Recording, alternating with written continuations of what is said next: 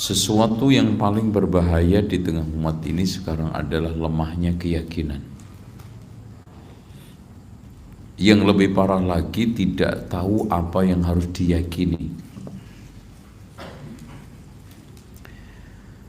Sehingga akhirnya dia meyakini sesuatu yang tidak harus diyakini, yang harus diyakini ditampik, ditolak.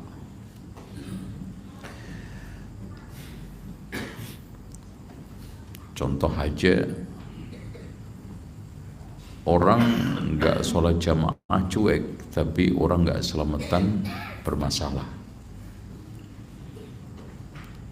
Orang nggak ikut kajian seperti ini cuek, nggak ikut sedekah bumi bisa diancam sama RT.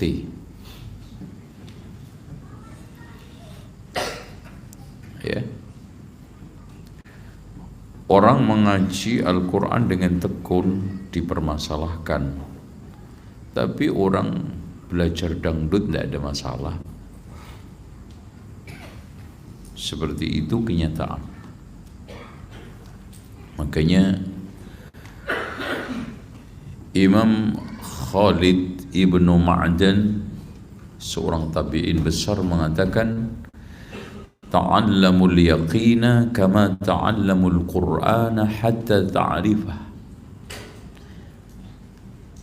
Belajarlah yakin seperti kamu belajar Al-Quran sampai kamu kenal.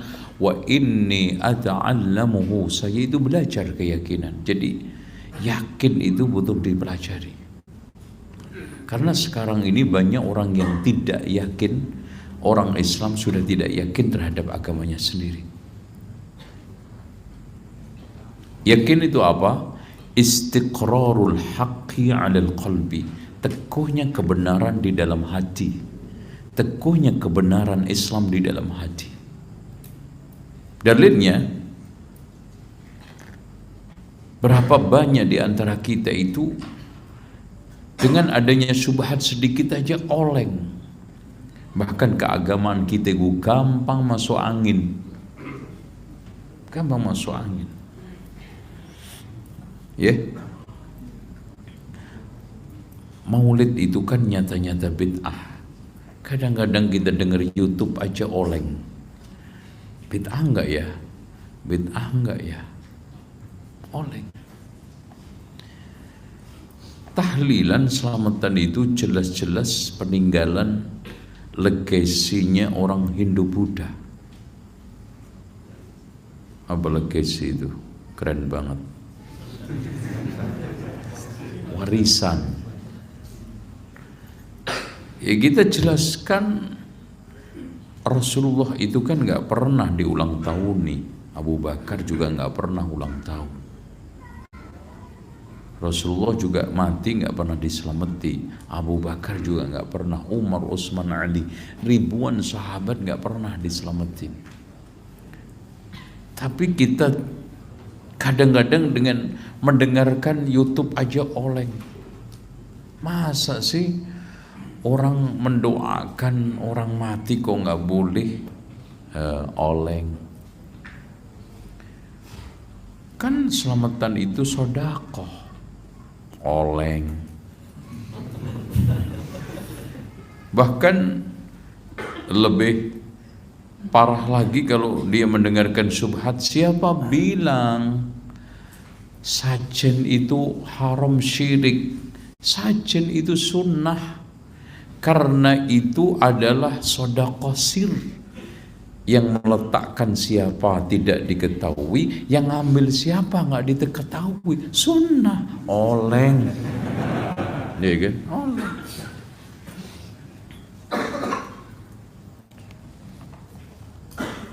Apalagi mitoni 7 bulanan. Anak kasih dalilnya mitoni ini untuk biar antum lihat surat Al-A'raf ayat 189. Itu dalil 7 bulanan. Oleng juga. Ya, karena syubhat itu tidak dikatakan syubhat kalau nggak mirip dengan kebenaran. Makanya bid'ah tidak dikatakan bid'ah kalau nggak mirip dengan sunnah. Itu. Huwallazi khalaqakum min nafsin wahidah wa ja'ala minha zawjaha liyaskuna ilaiha falamma taghashaha hamalat hamlan khafifan famarrat bihi آتيتنا صالحا لئن آتيتنا صالحا لنكونن من الشاكرين. Dialah Allah yang menciptakan kamu dari jiwa, dari nafs satu, yaitu siapa? Adam. Wa ja'ala minha zawjaha liyaskuna ilaiha, dijadikan istri pasangannya supaya teduh, tenang, apa namanya? Apa sih mas? Sakinah itu dalam bahasa kita apa artinya? Enggak. Apa sih? Ya mirip-mirip. Ada yang pas banget itu. Mesra. Sakinah itu mesra. Dan itu tidak harus senang terus. Loh, orang yang tidak punya rumah hanya mengandalkan gerobak itu mesra dia. Iya, buktinya punya anak. Ya, sampai mikirnya di mana? Mesra. Makanya kemesraan itu adalah dasar daripada rumah tangga, dan kakinya adalah mawaddah warahmah. Makanya kalau sudah nggak ada kakinya nggak bisa jalan. Dan itu liyaskuna ilaiha, berarti di sini sumber inspirasi ketenangan itu perempuan. Makanya hikmahnya perempuan itu tidak diberi Allah jenggot, ya, kan gitu. Karena tempat keteduhan, ketenangan, kemesraan. Coba kalau ada jenggotnya, itu nggak ada jenggotnya aja, kadang kita takut sama istri. Makanya antum statusnya istiqomah, ikatan suami takut istri di rumah, istiqomah. Bahkan ada sebagian laki yang bertekuk lutut di depan istri, bahkan lebih daripada itu, ditekuk-tekuk. Parah. Nah, loh kok mati? Ketika dia menggauli hamalat hamlan khafifan famarrat bi falamma asqalat, ketika hamil sudah mulai berat, yaitu 7 bulan, mereka tafsirkan da'awallaha, mereka berdoa kepada Allah, rabbahuma, berdoa apa? Makanya 7 bulanan itu dalam rangka berdoa, la in ataitana solihan, supaya mendapatkan anak soleh, lanakunanna minasyakirin, akhirnya syukuran. Kan? Pas toh? Ya pas. Makanya di sini Pak, pentingnya pemahaman. Kalau setiap orang bisa nyomot Quran kemudian dia pahami, Islam yakin akan berantakan. Makanya kita harus memakai pemahaman siapa? Rasul, sahabat, dan tabi'in. Oke. Nah, Allah menjanjikan kepada kita di dalam surat An-Nur ayat 55, agama ini akan menang. Oke? Kok kita kalah? Oleng lagi juga. Iya ya. Islam di mana-mana kalah. Berarti ayat ini nggak benar. Oleng. Makanya hadirin sekalian, syubhat itu menyambar hati itu lemah. Kalau antum sekarang ilmunya belum cukup, jangan suka ngintip YouTube, karena resikonya lebih berat daripada ngintip Yuni. Bener, saya nggak ngarang. Iya, ngintip Yuni dosa mata, ngintip YouTube syubhat, akidah, kufur, syirik ngumpul di sana semua. Karena rata-rata yang menguasai YouTube itu ustadz ahli syubhat rata-rata. Ya. Allah mengatakan lagi juga di dalam surat Al-Hajj ayat 38, innallaha yudafi'u 'anil ladzina amanu. Allah itu membela orang-orang yang beriman. Kok di belahan sana umat Islam terbantai, terisolir, oleng lagi, loh kan gitu. Oleh karena bahkan di dalam surat An-Nisa, wa la yaj'alallahu lil kafirina 'alal mu'minina sabila. Enggak mungkin orang kafir itu menguasai orang-orang mukmin. Kenyataannya kita sekarang ini dikuasai orang kafir. Jangankan di negara kafir, di negara Indonesia aja dikuasai orang kafir. Oleng lagi. Tuh kan?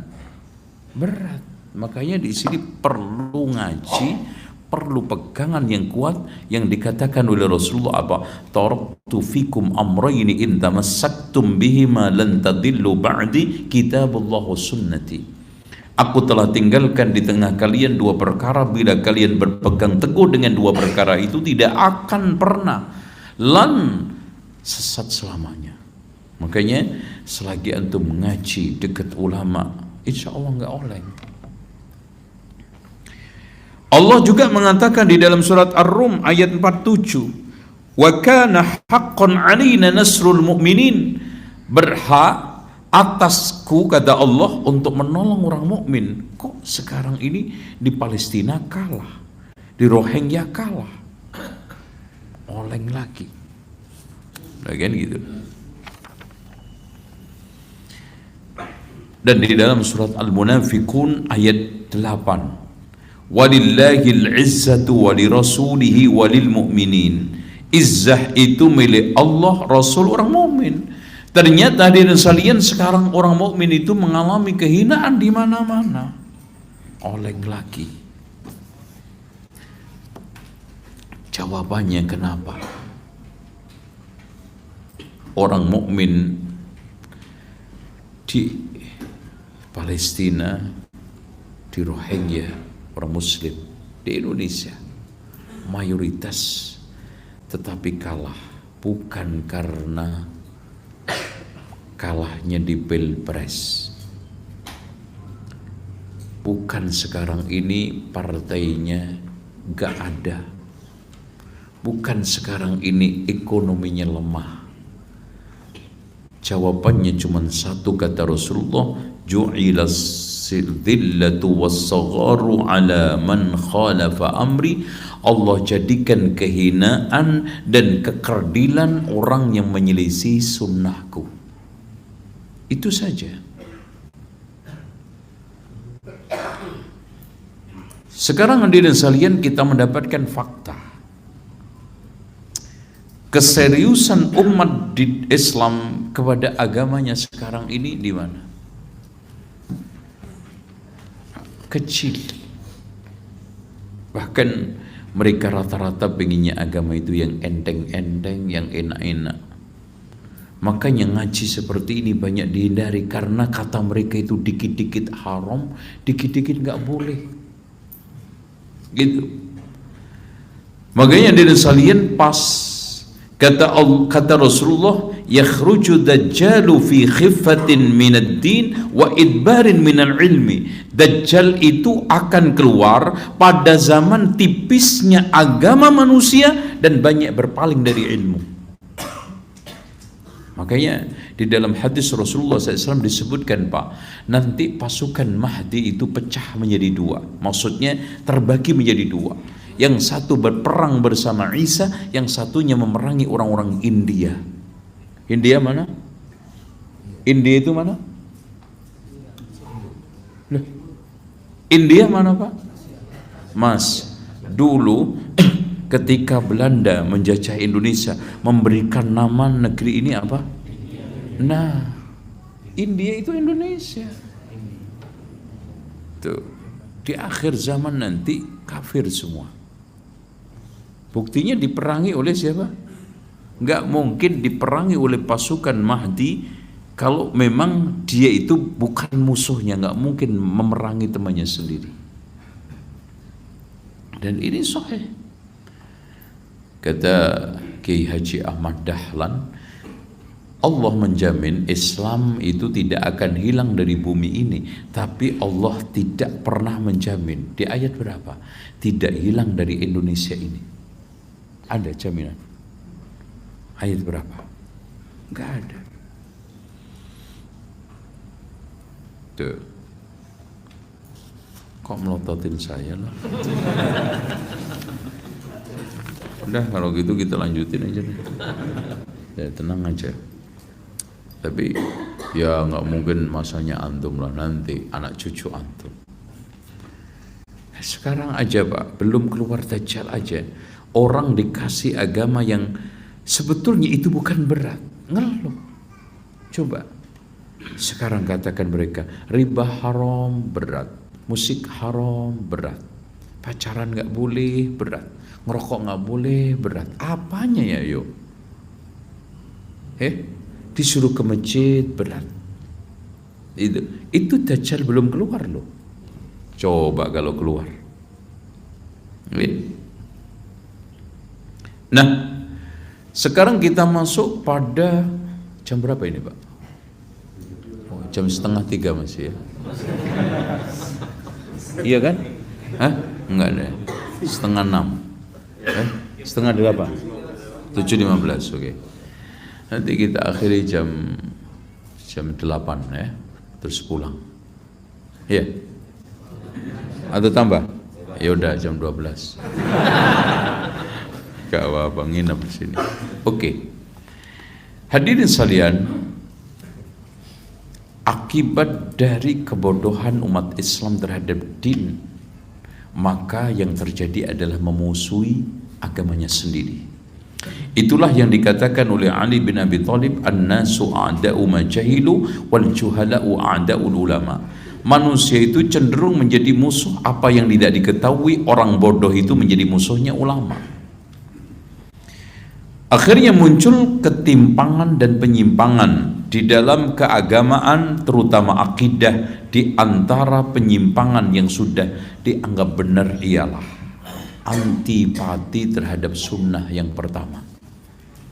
Antipati terhadap apa? Sunnah. Bahkan di antara mereka mengatakan kajian kita ini sesat karena kajiannya cuma bahas sunnah-sunnah tok, kapan wajibnya.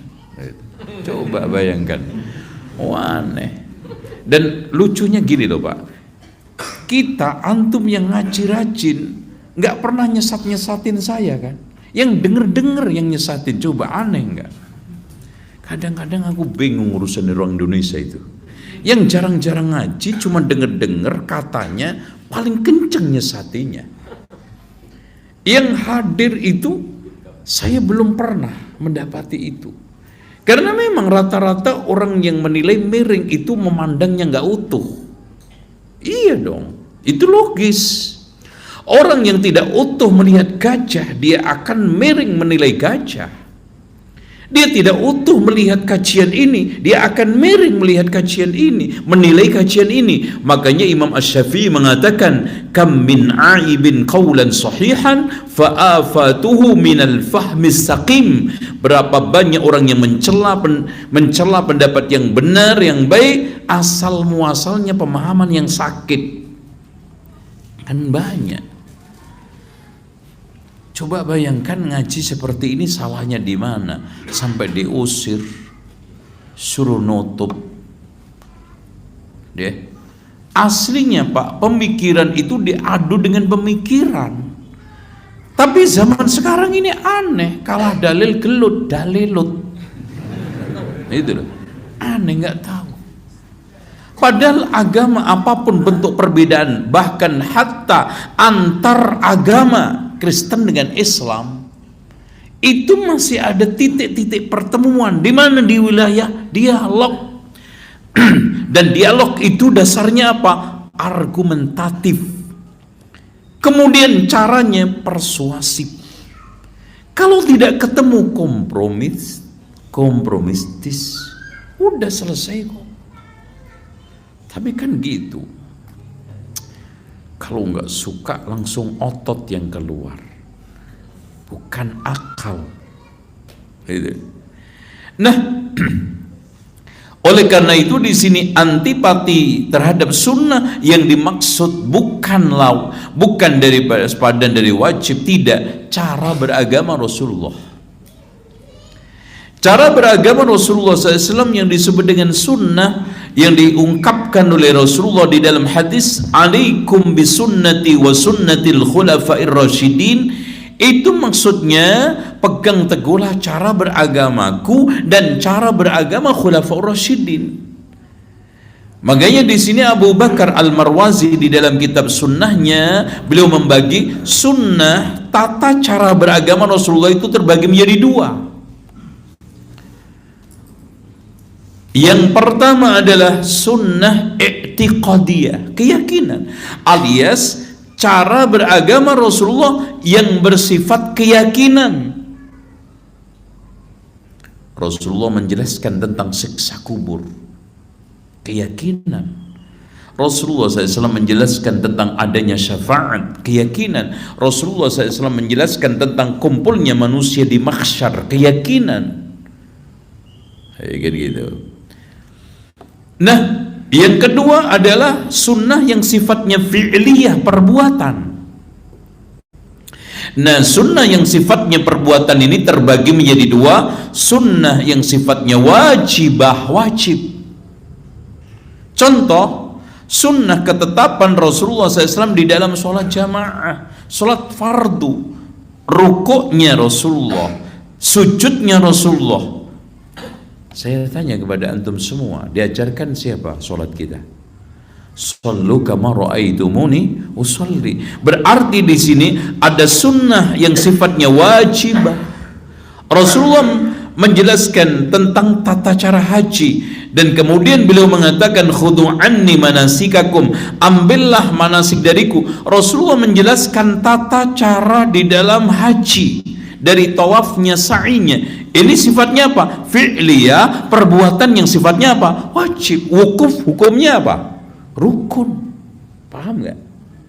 Jadi mungkin orang yang nggak pernah ngaji bingung, sunnah kok wajib? Gitu. Oh, ini loh Pak, sing perlu duduk di kajian, masuk sunnah wajib. Oh boy, gue belum. Maksudnya apa? Aliran sesat itu. Sunnah itu bukan artinya ketetapan syariat yang sifatnya tidak wajib. Itu sunnah menurut ulama fikih. Sunnah adalah dalil yang berasal dari hadis. Itu bukan juga, itu menurut ulama usul fikih. Sunnah juga segala sesuatu yang disandarkan oleh Rasulullah, itu tidak. Itu menurut ulama hadis.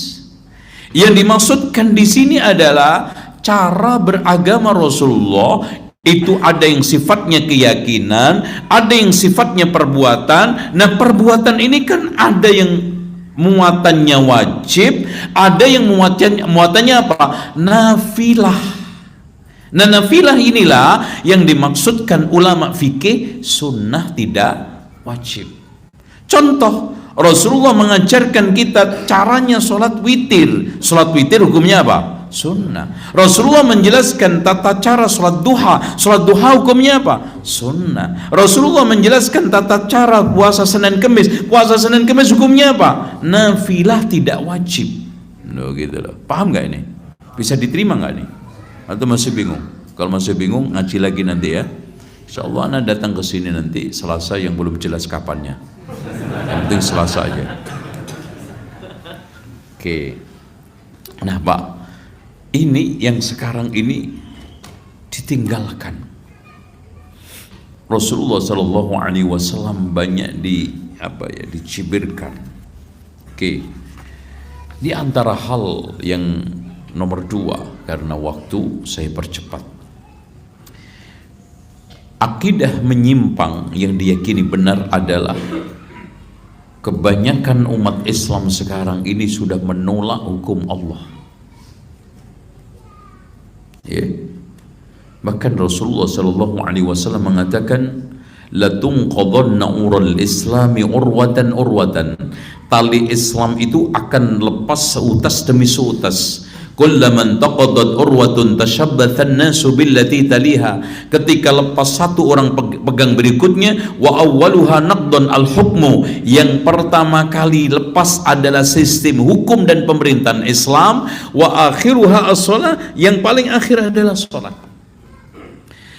Sehingga dari sekalian dimunculkan satu gagasan yang nampak itu elegan, tetapi sebetulnya adalah membunuh sistem negara, sistem Islam, syariat Islam. Apa? Islam itu hanya mengurusi wilayah privat. Itu. Dan pelanggaran apapun yang tidak mengganggu wilayah kolektif itu tidak dilarang. Makanya di sekalian mereka kemarin memunculkan kebusukan yang selama ini mereka simpan di dalam hati ke dalam tataran umum. Apa? Zina itu halal kalau dilakukan satu di wilayah privat, suka sama suka, keduanya sudah dewasa dan dilakukan secara tulus, halal. Enggak? Kemarin kan dengar kan? Berarti kalau zina di dalam kardus nggak apa-apa, karena tertutup, nggak ganggu orang. Kan hancur, Pak. Padahal hadirin sekalian, Allah menegaskan, al-yawma akmaltu lakum dinakum wa atmamtu alaikum ni'mati wa raditu lakumul islam madina. Di antara sekian kenikmatan Islam, Allah menyiapkan ajarannya sempurna, tuntas. Kita hanya sami'na wa ata'na. Kita wilayah-wilayah ijtihad itu, Pak, bukan mengarang. Wilayah ijtihad itu hanya mengonektingkan nas dengan kejadian yang ada, yang tidak ada nasnya. Yang di sana ada kesamaan ilahnya, itu aja. Jadi mujtahid, ulama ahli ijtihad itu bukan di dalam konteks ijtihad menambah syariat, merubah agama, tetapi mencoba untuk syariat ini bisa diamalkan pada setiap keadaan, tempat dan zaman. Kenapa hadirin sekalian? Karena nas itu sifatnya sawabit, tetap, sementara kejadian-kejadian itu update. Makanya di sini harus dikonekkan. Siapa yang ahli mengkoneknya? Ulama. Nggak sembarangan orang, nggak asal comot. Kenapa? Karena untuk menganalisa adanya kesamaan ilah, alasan itu dibutuhkan kejelian, dibutuhkan kedalaman ilmu dan pemahaman, dan itu hanya bisa dilakukan ulama. Makanya ketika ijtihad benar diberikan oleh Allah, Rasulnya pahala 2, ketika salah satu karena niatnya itu untuk mencari kebenaran dan alatnya lengkap. Kalau kepleset, salah, itu wajar. Contoh, Pak, ada kuda yang terlatih hebat, bahkan setiap lomba nggak pernah kalah. Ternyata sekali lomba kepleset, terpelanting. Kira-kira kuda itu layak untuk diolok-olok? Tidak. Tapi kalau sekarang ini ada kuda cemeng bengek, ya, dan nggak pernah menang kalau lomba, kok tiba-tiba sekarang menang, dengan gitu. Kira-kira layak untuk mendapat pujian nggak? Enggak, itu menangnya kebetulan pasti. Makanya orang bodoh kalau benar itu hanya kebetulan, nggak perlu dipuji, karena aslinya nggak benar, yaitu benernya kebetulan. Oke, sekarang gini, Pak, ana nanya. Antum rela urusan-urusan antum yang penting, yang sakral, yang mahal diurus oleh hukum buatan manusia? Antum rela, Pak? Yang membuat itu kadang-kadang, maaf, akhlaknya lebih rendah daripada antum. Maaf, yang memproduksi undang-undang, yang memproduksi aturan-aturan, yang memproduksi hukum-hukum selain Allah itu kadang orang kafir. Bahkan kita berpuluh-puluh tahun memakai undang-undang KUHP produk mana? Imperialisme. Antum rela terima untuk ngatur harta kekayaan antum yang antum cari dengan susah payah, dan mengatur kemaluan istri anak antum sehingga yang haram menjadi halal. Rela antum? Subhanallah. Ini keputusan hidup apa? Sesuatu yang sakral, sesuatu yang suci, sesuatu yang mahal diatur oleh orang yang akhlaknya, nilainya lebih rendah daripada antum. Dan rata-rata produk hukum selain Allah itu produk otak yang dasarnya hawa nafsu, bukan wahyu. Sementara wa ma yantiqu 'anil hawa in huwa illa wahyun yuha. Siapa yang bicara atas dasar wahyu pasti benar, siapa yang bicara atas dasar nafsu pasti menyimpang. Makanya itu nampak sekali dalam perbincangan mereka di TV-TV itu kan, nggak pernah ketemu, yalan-yalan. Kenapa? Karena yang layak untuk menghukum itu siapa? Allah. Dan layak untuk dihukum hanya manusia. Kalau manusia menghukumi manusia pasti hancur. Pasti Pak, yang membuat hukum itu pingin orang pertama kali nggak kena jerat hukum itu, ya nggak? Ada orang yang ketika bikin hukum, aku duluan lah yang kena. Nggak ada. Makanya selalu pembuat-pembuat hukum selain Allah itu mencoba ngakal-ngakali supaya saya nggak kena. Tapi kalau yang sekarang ini Allah nggak mungkin. Terus gini Pak, saya udah azan. Sebentar ya, tenang aja ya. Jangan dinyalakan dong. Mas gini ya, anak akan bicara dari hati ke hati. Antum ketika ingin merawat mobil antum supaya awet, mobil Mercy, antum pakai panduan buku yang dikeluarkan Mercy apa Bajaj? Oke? Lalu bagaimana ceritanya mobil antum Mercy dirawat pakai buku Bajaj, habis diservis loncat-loncat? Sekarang yang menjadi pertanyaan, yang membuat manusia siapa? Allah. Kemudian Allah mengeluarkan buku enggak untuk merawat kehidupan manusia? Iya. Apa itu? Al-Quran dan Sunnah. Nah, bukankah suatu hal yang logis ketika antum memiliki mobil Toyota, supaya mobil Toyota itu awet, dirawat dengan baik, pakai buku pedoman yang dikeluarkan Toyota, nggak mungkin dari Mercy. Yang Mercy juga begitu, nggak mungkin pakai Bajaj. Yang Bajaj apalagi pakai Rolls Royce. Nggak mungkin Pak. Buku kita ini suci, buku kita ini sakral, buku kita dijamin la ya'tihil batilu min baini yadayhi wa min khalfi, tidak tertimpa kebatilan sebelum turun dan setelah turun. La yamassuhu illal mutahharun, tidak ada yang menyentuh kecuali makhluk-makhluk yang disucikan, yaitu siapa? Malaikat. Pertanyaannya, buku itu turun datang dari yang maha suci, maha benar, maha as-salamul quddusul muhaiminul azizul, pokoknya segala sesuatu yang Allah tidak tertimpa cacat, pasti kalamnya tidak tertimpa cacat. Bahkan Allah memberikan suatu penilaian, wa tammat kalimatu rabbika sidqan wa adla. Ciri khas daripada Al-Quran adalah sidqan wa adla. Makanya siapapun yang ingin menghukum secara adil dan jujur pakai Al-Quran, siapa yang sekarang ini ingin merawat kehidupan ini jujur dan adil pakai Al-Quran, sungguh sangat aneh. Yang begitu indah, yang begitu sakral, yang begitu sempurna, datang dari zat yang maha sempurna, antum tampik, antum buang pakai hukum manusia yang penuh dengan cacat. bagaimana akal sehat kita pakai? Gitu loh Pak. Tapi kan coba aja, maaf, rancangan RUU KUHP Pak, ya, sampai hari ini tidak ada kata sepakat. Makanya masih RUU. Itu bukan belum UU loh. Rancangan.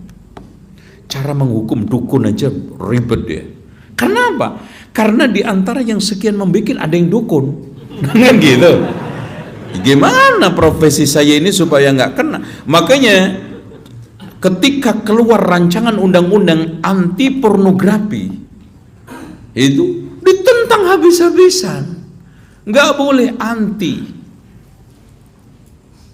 Terus keluar apa? Undang-undang pornografi. Nah, kan gitu. Boleh porno tapi diatur. Beda loh Pak. Undang-undang anti berarti total nggak boleh. Tapi undang-undang pornografi, coba, hanya beda anti, ternyata signifikan hasilnya. Paham nggak yang gue omong ini? Ngomong apa gue?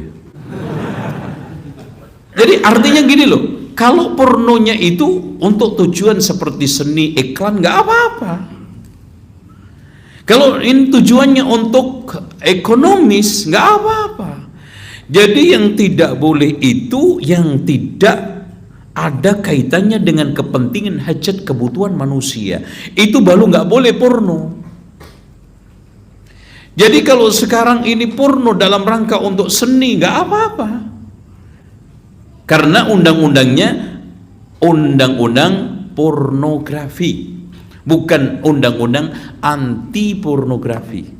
Oh, itu baru satu aja puyeng. Padahal Al-Quran, sunnah enak. Itu simple loh Pak, undang-undang pornografi di Indonesia, Al-Islam itu. Laki-laki tundukkan matamu, perempuan tundukkan matamu. Terus kemudian perempuan pakai jilbabmu dengan baik. Selesai. Udah. Lah di sini coba bayangin, dibikin undang-undang pemerkosaan begitu jelimet, tetapi hadirin sekalian, semua wanita dibebaskan untuk dandanan siap diperkosa. Ya apa itu? Bingung kan Pak? Bagaimana laki-laki tidak penasaran yang, oh jangankan yang lemah iman, yang kuat iman aja kadang eman-eman. Bukan.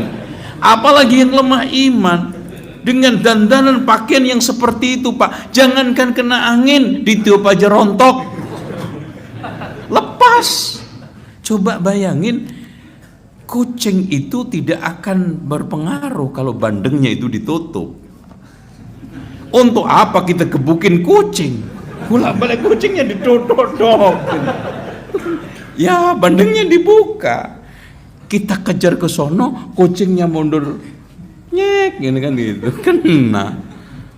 Sekarang harusnya itu inti masalahnya apa? Sumber masalahnya apa? Ikan bandeng yang dibiarkan terbuka. Bukan soal kucing, bukan soal serigala. Serigala mah serigala, macan juga macan. Kalau nggak ada daging, mana datang ke rumah antum? Loh itu loh. Coba. Silakan adzan. Oh nanti, oke. Ana lanjutin. Sekarang akidah yang menyimpang ke berapa tadi? Oke, ketiga. Hadirin sekalian, permasalahan yang sekarang banyak menimpa umat Islam, akidah menyimpang adalah al-istihza'u was-sukhriyah, mengolok-olok, membuat agama itu sebagai tempat ledekan, olokan, lawaan.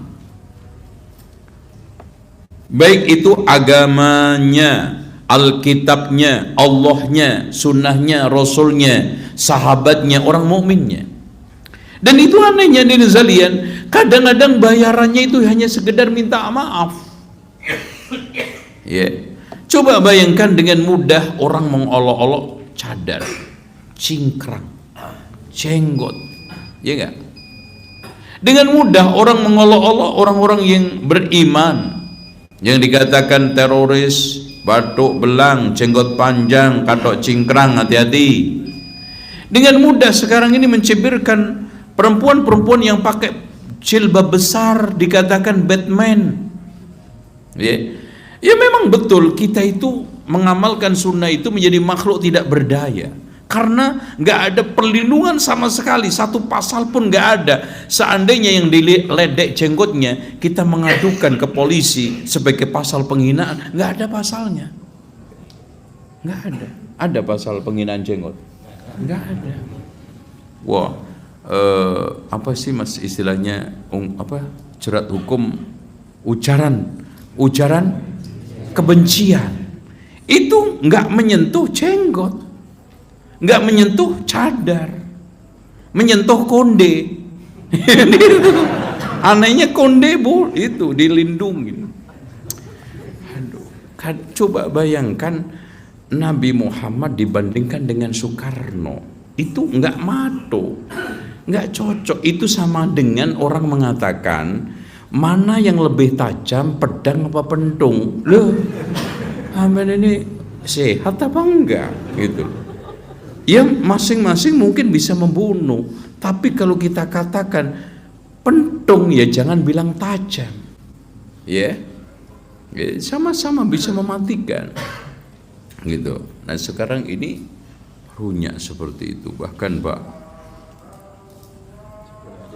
ya abang, silakan.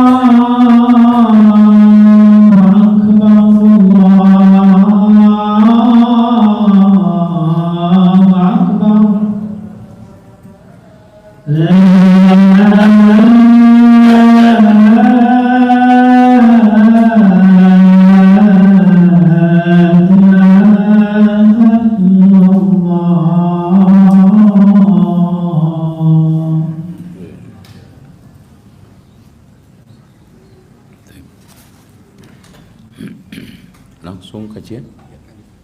Lanjut Pak ya. Gimana lanjut ya? Sampai jam 12 kan? Oke. Pak, begini. Ada pernah kasus perang Tabuk. Jadi perang Tabuk itu menang tanpa perang. Rasulullah membawa pasukan ketika itu 45.000. Pada saat itu paceklik, sulit mendapatkan kendaraan dan perbekalan.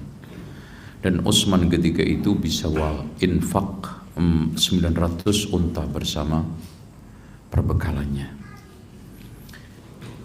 Saat panas begitu menyengat, dan antum tahu sendiri panasnya Arab itu, Masya Allah, ketika kena angin itu pipi kayak ditampar, bisa 50 derajat. Nah, dalam perjalanan yang berat capek, sebagian orang adanya yang nyeletuk, yang katanya guyonan untuk ngisi apa ya istilahnya, perjalanan kalau jenuh itu kan ada celetukan gitu ya. Apa itu namanya Pak istilahnya? Apa sih? Ya sebegitulah pokoknya. Saya itu tidak pernah melihat orang yang paling dusta mulutnya, paling rakus mulut ini perutnya, dan paling pengecut ketemu musuh ketimbang sahabat-sahabatnya Nabi Muhammad. Dilaporkan ke Rasulullah. Ternyata sebelum nyampe, Jibril sudah menurunkan ayat Qul abillahi wa ayatihi wa rusulihi kuntum tastahzi'un. Apakah dengan Allah, ayatnya dan Rasulnya kalian mengolok-olok? Qad kafartum ba'da islamikum. Di akhir ayat itu Allah katakan ba'da imanikum. Qad kafartum ba'da imanikum. Telah kafir setelah imanmu. Coba, orang yang sekarang ini guyonan, ya, itu saja telah dikatakan oleh Allah, qad kafartum, telah kafir ba'da imanikum. Dan ini disampaikan oleh orang awam. Bagaimana yang menyampaikan itu kelas tokoh, ustadz, kiai, yang meledek Rasulullah itu dulu kecilnya umbelen. Kan ada itu yang ngomong gitu.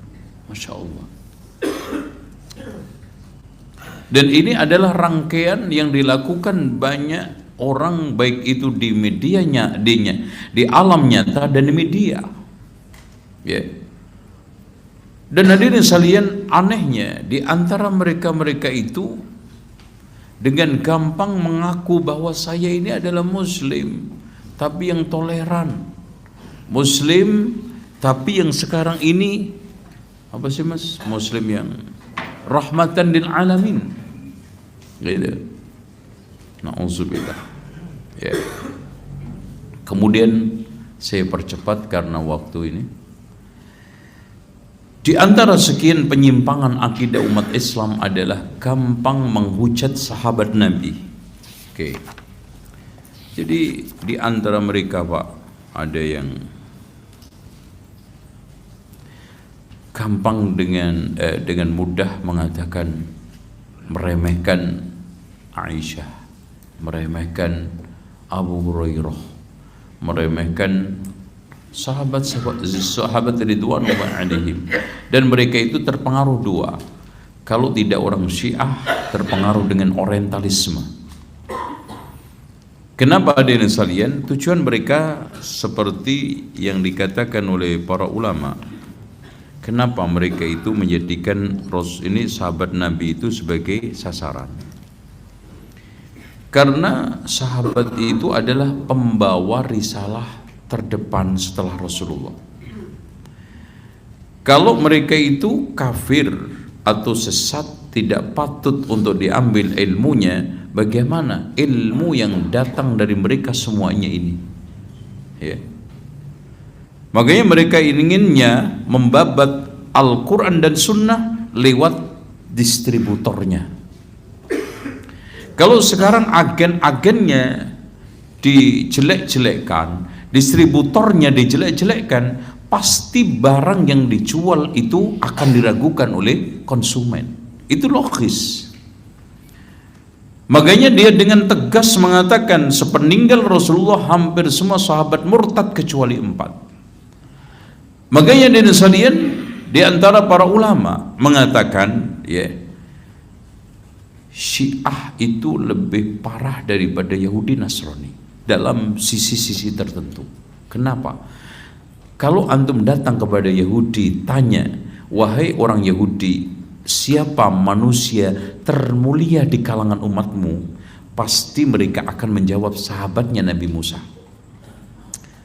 Dan kalau antum tanya kepada orang Kristen, siapa orang yang paling termulia di kalangan kalian? Mereka akan menjawab sahabatnya Nabi Isa. Tanyakan kepada orang Syiah, yang paling terjelek di antara umat ini siapa? Sahabatnya Nabi. Dalam arti Nabi Muhammad itu sebetulnya gagal di dalam mendirikan madrasah, gagal di dalam dakwahnya, gagal di dalam mendidik, gagal di dalam menyampaikan syariat Islam. Itu intinya. Makanya di sini Rasulullah Shallallahu Alaihi Wasallam melindungi jauh-jauh hari dengan menegaskan, la tasubbu ashabi, jangan kamu menghujat sahabatku. Wallahi, demi Allah, lau anna ahadakum anfaqa misla Uhudin dhahaba ma balagha mudda ahadihim aw nusayfahu. Demi Allah, jika di antara kalian menginfakkan segede gunung Uhud berupa emas, tidak akan menyamai satu mudnya, bahkan separuh mud dari yang diinfakkan oleh sahabat. Kenapa? Karena mereka berinfak dengan dasar iman dan takwa yang bagus. Mereka berinfak dengan keikhlasan dan ketulusan. Mereka berinfak didasarkan atas kelurusan dan kebaikan akidah. Makanya kata Ibnu Mas'ud, man kana minkum muta'assiyan, barang siapa yang ingin menjadikan seorang sebagai suri tauladan, falyata'assa bi ashabin nabi, hendaknya menjadikan para sahabat Nabi sebagai suri tauladan. Alasannya 3. Fa innahum abarrul ummati quluba, dia itu orang yang paling baik hatinya, maksudnya iman dan takwanya. Wa a'maquha ilma, paling dalam ilmunya. Wa aqalluha takallufa, paling sedikit penyimpangannya. Kenapa?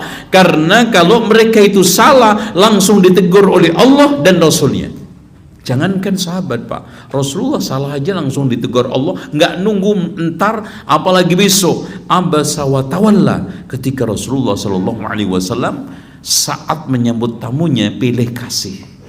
Abasa wa tawalla an ja'ahul a'ma. Itu makanya kalau kita ditanya, Al-Quran itu nggak pernah salah, sunnah yang sahih juga nggak pernah salah. Tapi kenapa banyak sekte yang pakai Quran sunnah mereka tetap sesat? Bukan Al-Qurannya, bukan sunnahnya, tetapi pemahamannya. Makanya pemahaman yang selamat adalah pemahaman sahabat, pemahaman khairun nasi qarni summal ladina yalunahum, dan seterusnya. Oke, yang keberapa? Yang keempat. Nah ini Pak, penyimpangan di dalam asma wa sifat. Ini kalau kita bahas satu pertemuan cukup. Sekarang Pak, maaf, telah terjadi penyimpangan cukup dahsyat terhadap iman asma wa sifat. Di antara mereka hanya memahami sebagai bentuk lagu, ya, yang dilakukan di beberapa suasana yang dianggap itu sakral. Di antara mereka hanya sebagai alat untuk pujian, untuk menunggu sholat dikomatin. Di antara mereka kalau seandainya berusaha untuk mempelajari, hasilnya adalah hasil yang sangat jauh daripada Al-Quran dan Sunnah. Ya, Pak, maaf, kalau seandainya antum ditanya Allah ada enggak? Oke, terus di mana? Nah, baru bingung. Jawaban umat Islam menjadi 4. Ada yang mengatakan Allah itu di hati saya. Coba, besaran Allah apa antum jadinya? Padahal jangankan zat Allah, wasi'a kursiyyuhus samawati wal arda wa la ya'udu hifdhuhuma. Kursi dikatakan oleh Abu Musa al-Ash'ari dan juga riwayat sebagian dari Ibnu Abbas, letak kakinya Allah itu lebih luas daripada langit dan bumi. Bagaimana kita bisa membenarkan Allah di hati saya? Itu sama aja juga ngomongnya nggak perlu kita mempersoalkan jenggot, yang penting hati jenggot dulu. Masuk hati jenggotan aneh. Okay. Yang kedua, kalau ditanya Allah di mana, Allah itu tidak di luar alam, juga tidak di dalam alam. Terus di mana? Ya di mana-mana. Nah, gitu. Makanya dari sekalian, sebetulnya kalau kita usut dengan benar, pernyataan yang mengatakan Allah di mana-mana itu sumbernya adalah dari filsafat, kemudian ditransfer ke Islam oleh Jahm bin Safwan yang melahirkan aliran Jahmiyah. Alasannya apa? Karena Allah itu tidak menempati suatu tempat, karena Allah itu tidak bisa diisyarati sehingga menempati suatu arah, sehingga cukup Allah itu di luar alam juga enggak, di dalam alam juga enggak. Ketika ditanya kalau begitu di mana? Allah di mana-mana, supaya Allah itu tidak menempati suatu tempat, padahal di mana-mana itu juga tempat. Tempat enggak? Bukankah sekarang ini kita kalau ditanya mereka, oh di mana-mana, Mas, di mana-mana itu kan juga tempat. Oh, tempatnya Allah itu tidak seperti tempatnya manusia, gitu nggak? Loh, kenapa antum tadi muter-muter? Mendingan tadi kita mengikuti Al-Quran dan Sunnah. Allah bersemayam di atas arsy. Semayamnya Allah tidak seperti semayamnya. Lah selesai. Tuh kan? No, kan? Udah selesai bener. Ada lagi yang mengatakan enggak, istawa itu artinya kita artikan menguasai. Karena kalau istawa itu mirip seperti manusia. Istawa artinya irtafa'a wa ala, tinggi dan di atas. Kalau Allah di atas aras berarti mirip dengan manusia di atas kursi. Kita jawab, laisa kamitslihi syai'un wa huwas samiul basir. Semayamnya Allah itu tidak seperti semayamnya manusia. Dari sinilah hadirin sekalian, di dalam iman kepada asma wa sifat, ahli sunnah wal jamaah menetapkan apa saja yang ditetapkan oleh Allah di dalam Al-Quran dan Rasul di dalam Sunnah terkait asma wa sifat tanpa tahrif penyimpangan, tamsil menyamakan, takyif membayangkan, dan tasbih menyerupakan, ilhad melakukan berbagai macam penyimpangan-penyimpangan. Tuh. Oleh karena itu hadirin sekalian, sebetulnya gini, di dalam masalah iman asma wa sifat, ahli sunnah wal jamaah menetapkan kayak gini, isbatun bila tamsil, menetapkan tanpa menyerupakan, ya, isbatun bila tamsil, wa tanzihun bila ta'til, menyucikan tanpa mengingkari. Makanya ahli sunnah wal jamaah di dalam menetapkan nama dan sifat Allah, terutama sifat Allah, itu tengah-tengah antara mu'attilah dengan musyabbiha. Mu'attilah itu mengingkari, musyabbiha itu menyerupakan. Kapan kita itu mu'attilah, kapan itu musyabbiha? Dalam masalah menetapkan gitu akan ada dua, menetapkan makna dan kaifiyah. Kalau sekarang menetapkan makna tanpa menetapkan kaifiyah, itu ahli sunnah.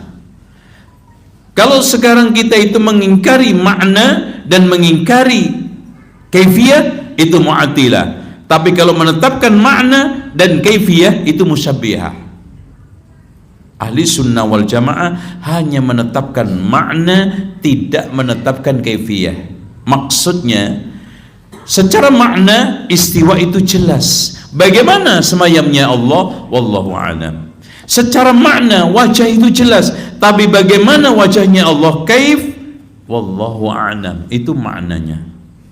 Sekarang gini Pak, kenapa kita itu tidak menetapkan kaifiyahnya sifat Allah? Kenapa? Alasannya karena kita tidak bisa menemukan zat Allah. Mas, bagaimana kita itu bisa mensifati suatu sifat, zatnya aja nggak tahu. Contoh gini, antum tiba-tiba cerita, ini ada jin datang 5 ini, oh lagi turun dari mobil, udah dia jalan ke masjid, duduk di pojokan. Bagaimana antum bisa cerita turun dari mobil, jalan ke sini, kemudian duduk di pojok? Zatnya jin aja nggak ngelihat. Begitu juga, makanya di sini ada sekalian, kita hanya bisa menetapkan apa yang ditetapkan oleh Allah dan Rasulnya, menafikan apa yang dinafikan oleh Allah dan Rasulnya. Kalau tidak ada penetapan dan penafian, kita sukut dim. Contoh, Allah mendengar, kita tetapkan. Allah tidak tidur, kita tetapkan. Allah punya mata, punya alis nggak? Bentar dulu, jangan ngomong enggak. Gitu lah. Ini maksud saya.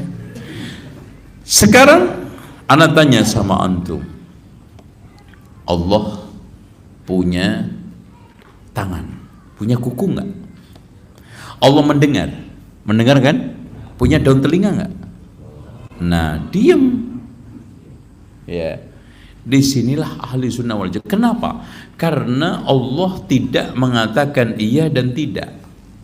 Maka ahli sunnah wal jamaah berprinsip sebagaimana prinsip salafun saleh dari kalangan sahabat dan tabi'in, amirruha kama ja'at bila kaifin, jalankan apa adanya tanpa menanyakan bagaimana.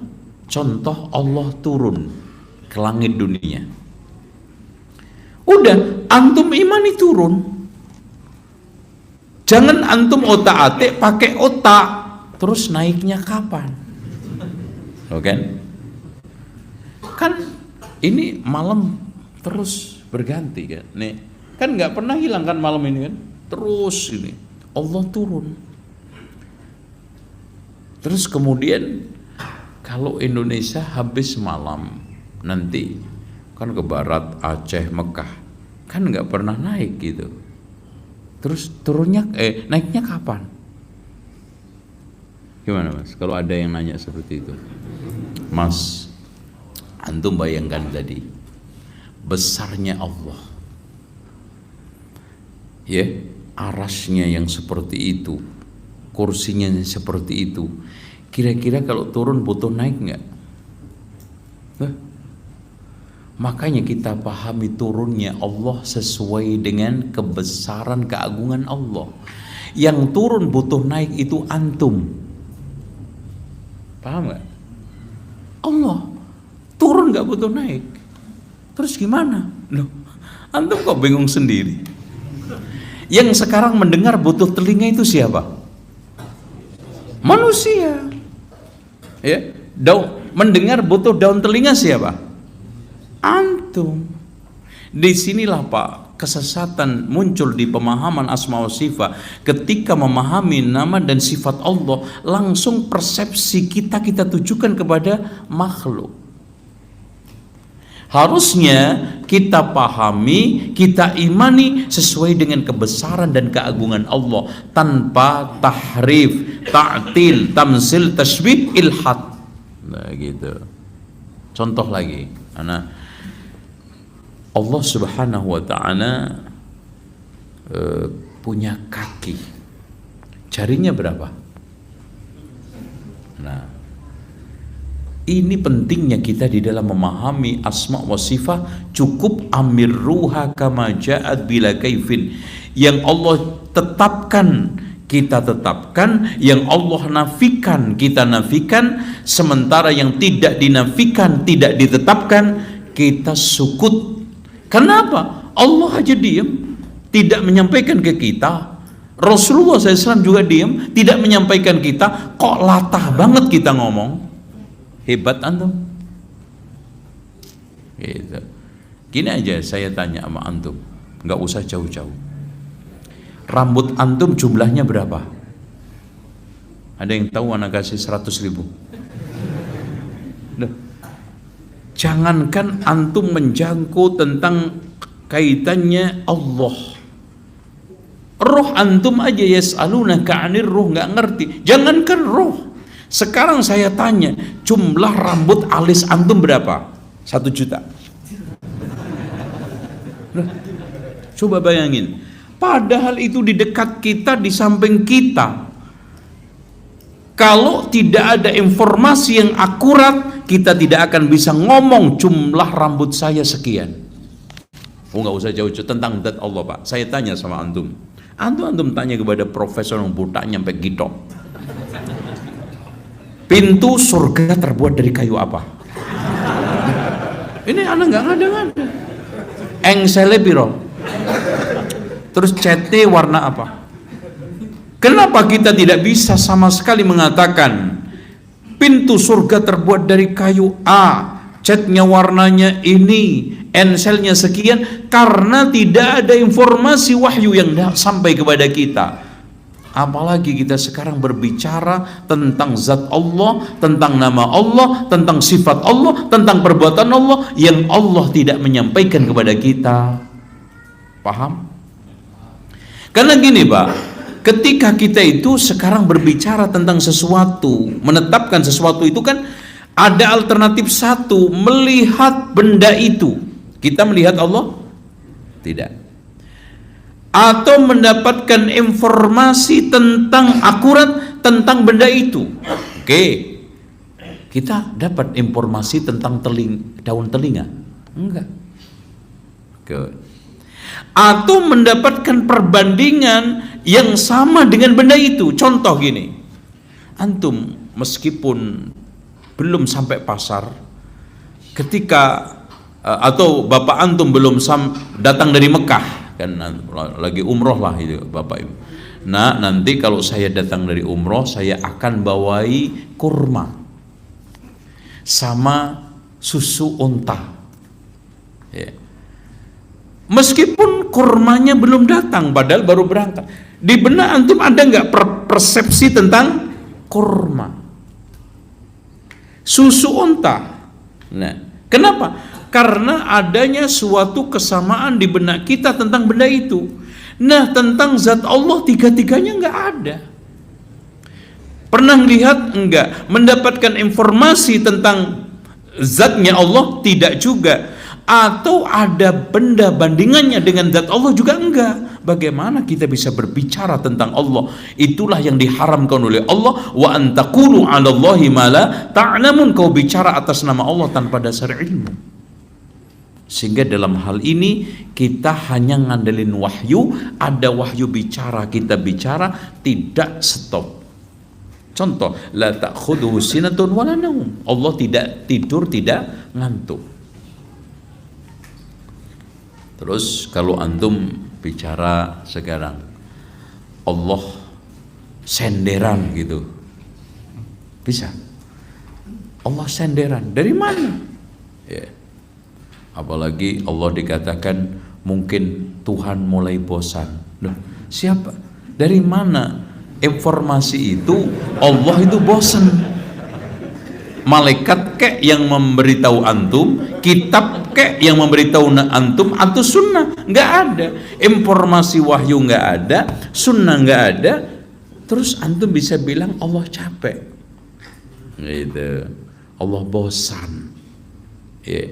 Makanya dari sekalian, Yahudi dikatakan oleh Allah umat yang kurang ajar karena memberikan sifat-sifat Allah yang tidak patut kepada Allah. Allah dikatakan miskin, tangannya terbelenggu, capek setelah menciptakan langit 2 hari, bumi 2 hari, istirahat dulu capek.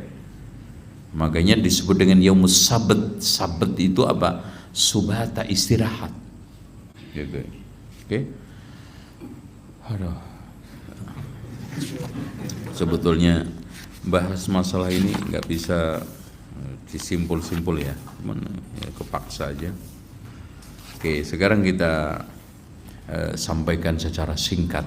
Di antara akidah menyimpang adalah ad-du'a wal istighosah bi ghairillah, berdoa dan istighosah kepada selain Allah. Ada yang kepada malaikat, ada yang kepada nabi, ada yang kepada keramatan, ada yang kepada kuburan. Bahkan ada di antara mereka sampai tanah kuburan itu dicampur kopi brik, ya, diyakini sebagai barokah, masya Allah ya. Dan ini sudah bingung ya, orang mencari kekayaan di tempat angker, datangi kuburan. Saya nggak habis pikir, jodoh agak lambat datang ke kuburan, rezeki agak seret datang ke keramatan. Bahkan untuk memenangkan satu pemilihan juga datang ke kuburan atas wangsit dari dukun. Jadi mana Allah? Ud'uni astajib lakum. Mana sekarang ini kita sebagai hamba yang disuruh oleh Allah berdoa, meminta. Bahkan man lam yas'alillah yaghdabu alaihi, siapa yang tidak minta kepada Allah, Allah itu marah. Ya. Innallaha yuhibbul munhina fid du'a. Allah itu senang kepada orang-orang yang merengek-rengek dalam berdoa. Enggak, ini merengek-rengeknya kepada, ada yang kepada Nyi Roro Kidul, ada Nyi Blorong. Bahkan Nyi Blorong itu sekarang menjadi target orang-orang kaya, karena siapa yang sukses berhubungan dengan Nyi Blorong itu bisa mendapatkan kekayaan 1 M ke atas sampai 1 triliun. Kalau di bawah 2 M sama Nyi Roro Kidul, kalau di atas 1 M Nyi Blorong. Bahkan kemarin sempat piknik ke Jakarta, nah kan lucu ya, naik Monas ya. Nah, termasuk juga hal-hal yang menyimpang adalah menyembelih dan bernadar untuk selain Allah, termasuk menyembelih untuk selamatan, menyembelih untuk sedekah bumi, sedekah laut ya. Aneh, lucu, kadang-kadang lautan nggak butuh makanan dikasih sedekah, bumi nggak butuh makanan dikasih sedekah, manusia nggak dikasih, malah sedekah kepada manusia ya. Terus kemudian acara-acara bid'ah yang lainnya, termasuk juga acara dari non muslim ya. Terus kemudian meyakini tahu perkara gaib. Hadirin sekalian, Nabi Muhammad yang sehebat itu tidak tahu perkara gaib. Inni la a'lamul ghaiba, saya nggak ngerti tentang perkara-perkara gaib. Loh, Allah sendiri mengatakan wala tadri nafsum madza taksibu ghada. Seorang diri tidak tahu besok apa yang dilakukan. Bagaimana katanya dia itu perusak Njuruningkara, perusak Durugi Winara. Nah, kita percepat soal masalah sihir, itu juga perdukunan, terus jimat, macam-macam. Ini akidah-akidah yang sekarang ini merunyak di kalangan kaum muslimin. Bahkan Pak, lucunya di Indonesia itu, dukun itu menjadi manusia paling bergengsi, menjadi manusia yang sangat dihormati, bahkan diberikan titel orang pinter meskipun nggak pernah sekolah. Itu. Coba kalau seandainya sekarang ada lomba orang pinter seluruh dunia, dari Jepang pinter bikin kapal selam, dari Amerika pinter bikin peluru kendali, dari Jepang pinter bikin robot cerdas, dari Indonesia pinter nyantet. Kapan menangnya?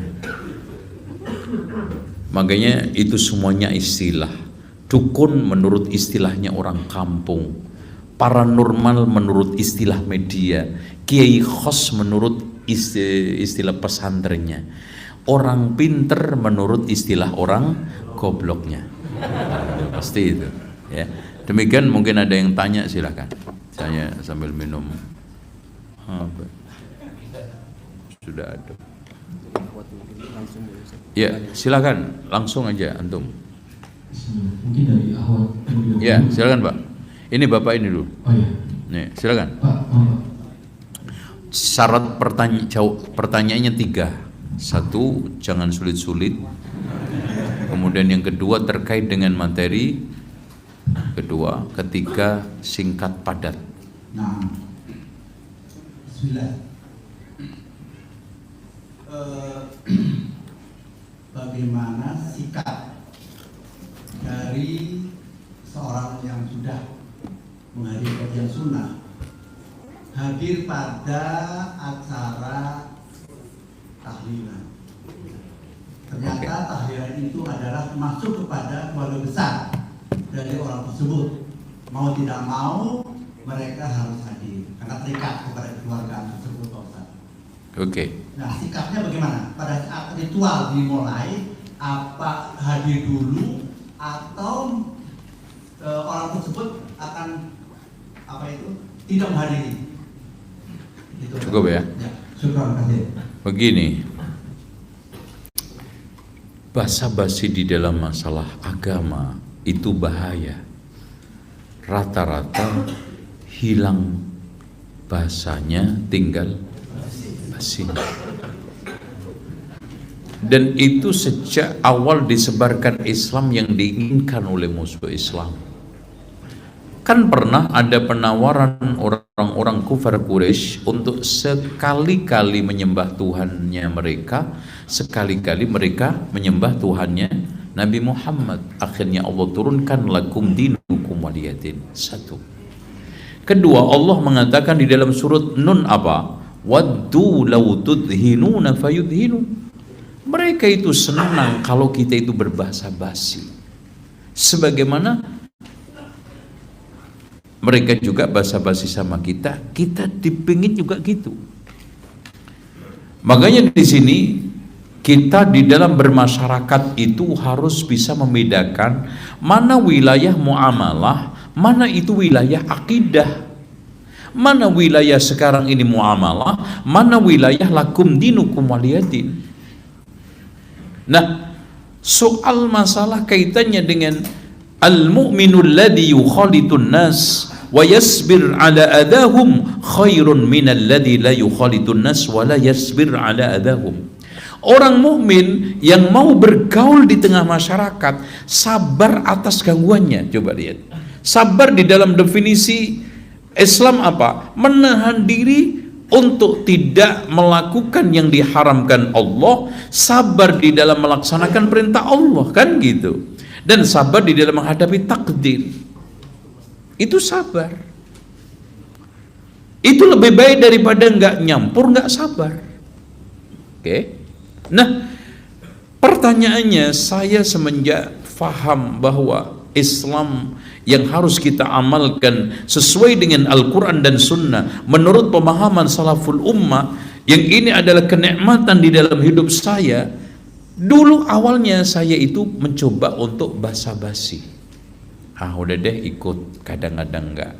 Tapi enggak ngaruh. Bahkan kadang-kadang kita datang tapi merem. Enggak ikut zikir, memalukan. Kenapa? Giliran zikir merem, tidur, giliran makanan keluar melek. Kan memalukan. Dan sikap ini sampai kapan, Pak?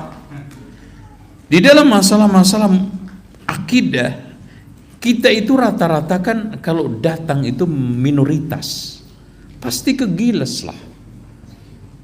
Putaran roda itu nggak bisa dilawan, yang melawan pasti jatuh. Imma kita itu lebur bersama mereka, atau sekarang terpelanting, kan gitu. Nah, tentang masalah sikap kita, sebetulnya tinggal sikap, sebetulnya tinggal tegas. Buktinya saya kemana-mana sudah nggak diundang tahlilan, karena tahu di YouTube aja udah Wahabi kembong. Nah, udah selesai, nggak bakal. Bahkan kalau di Jawa Timur julukannya Wahabi tengi, kalau di Jawa Barat Wahabi mutlak. Kalau di Aceh kembang Wahabi mungkin gitu, mungkin ya. Akhirnya Pak, dibutuhkan sikap.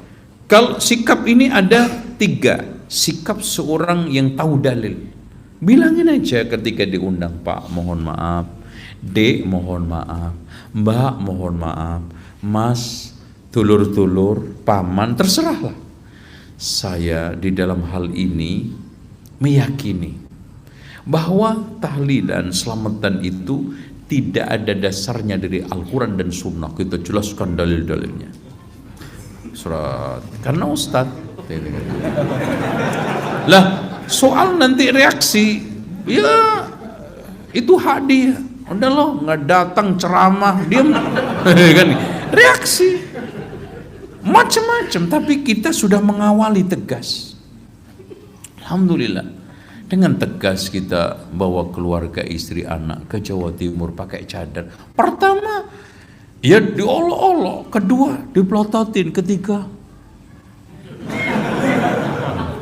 keempat, ya cuek sekarang. Ada, paling juga begitu.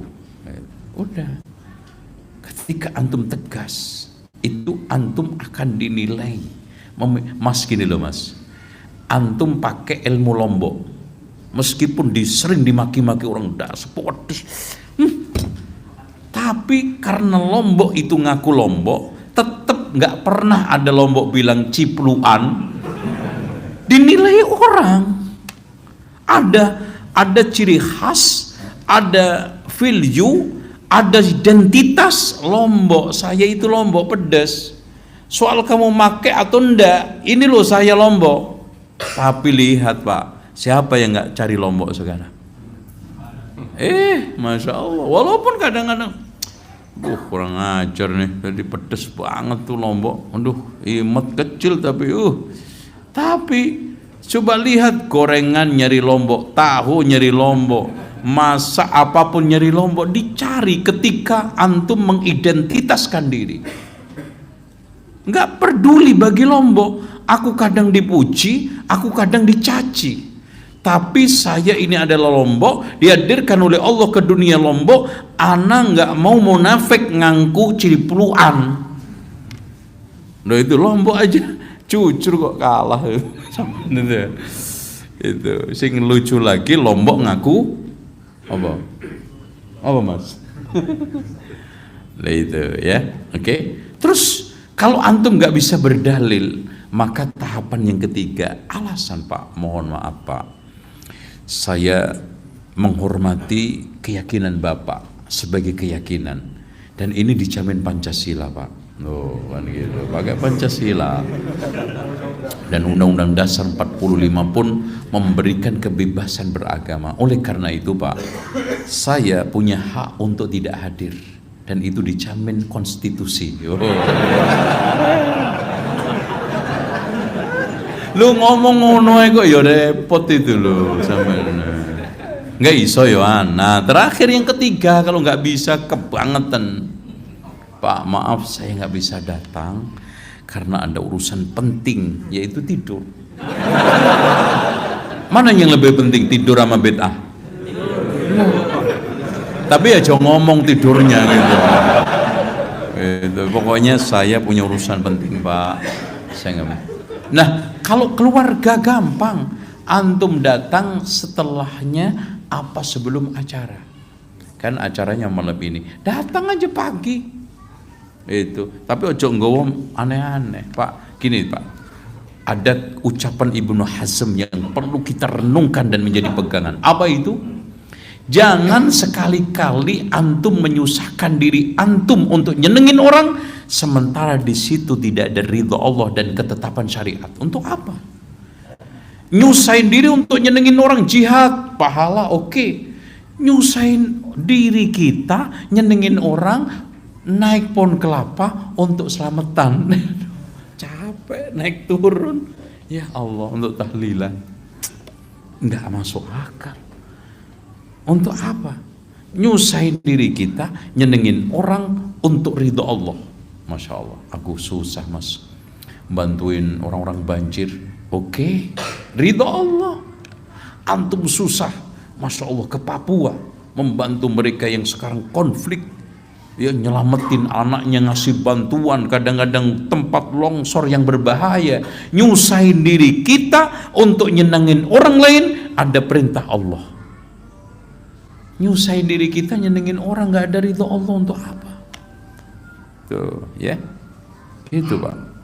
Terus begini, Mencari ridho manusia itu tujuan yang nggak ada akhirnya. Oke, antum senengin hadir tahlilan, suatu ketika calon presidennya berbeda, crash lagi, ya nggak? Iya. Wah sudah, saya ingin nyenengin dia lah, udah. Dan nanti giliran, oke, pilpres kita ikutin juga, beda calon bupati, tengkar lagi. Calon dulu, kapan? Sementara mencari ridho Allah itu tujuannya jelas, yaitu surga. Pak, taruhlah antum sekarang itu disenengin orang, diaplos orang, paling banter dapat apa? Follower di YouTube, follower di sosmed, atau kalau di tataran realita paling banter dapat kartu lebaran.